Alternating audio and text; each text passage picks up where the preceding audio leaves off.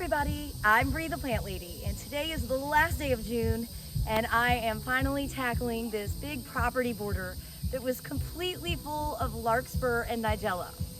I've gone through and harvested the seeds, and I've got the bed cleaned up, so now it's time to rake, and then I will reseed for the summer season. So I hope you'll enjoy watching my progress.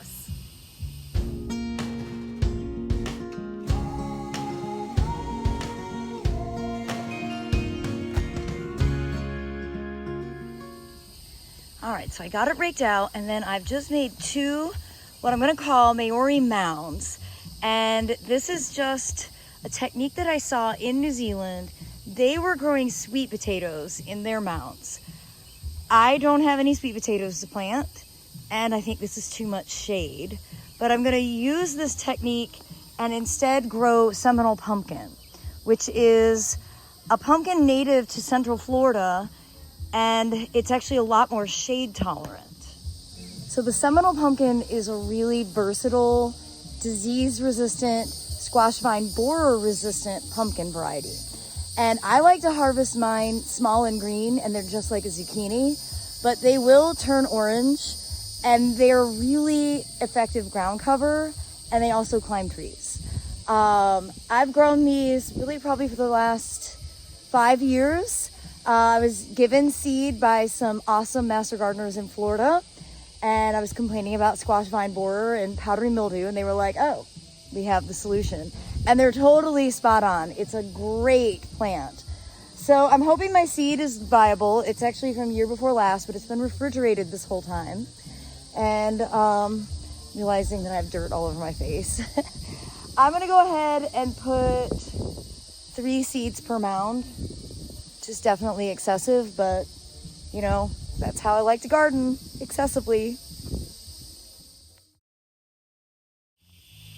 So I also went ahead and did 3 Waymanalo corn. This is an orange corn.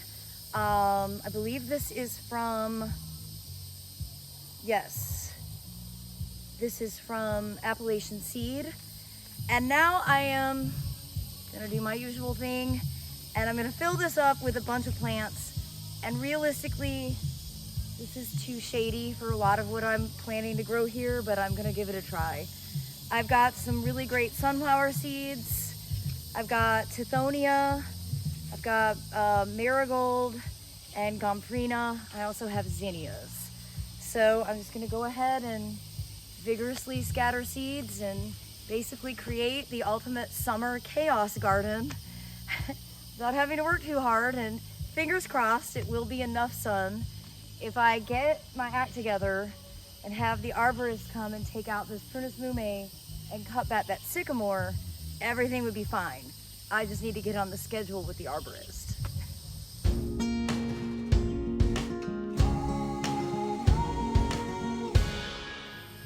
All right, I'm gonna rake it one more time, and I'm running out of daylight, so I'm gonna do the other side tomorrow. Okay, it's the next day. I'm gonna do one more mound over here, and then I'm gonna get this border seeded.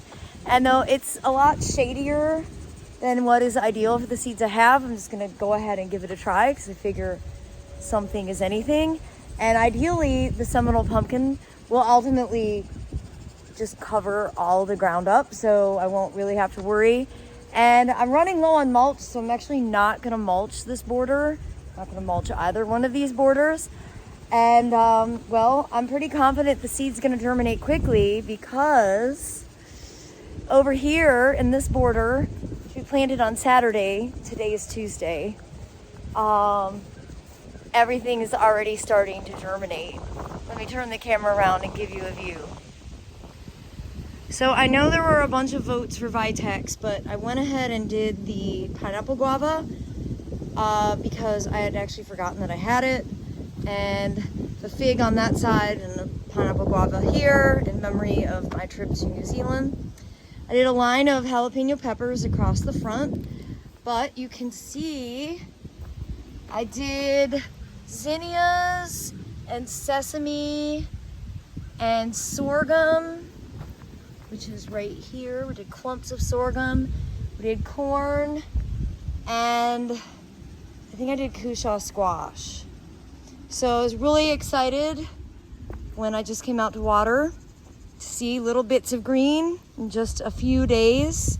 So I'm confident that I'll have good germination on all the beds that I'm seeding now.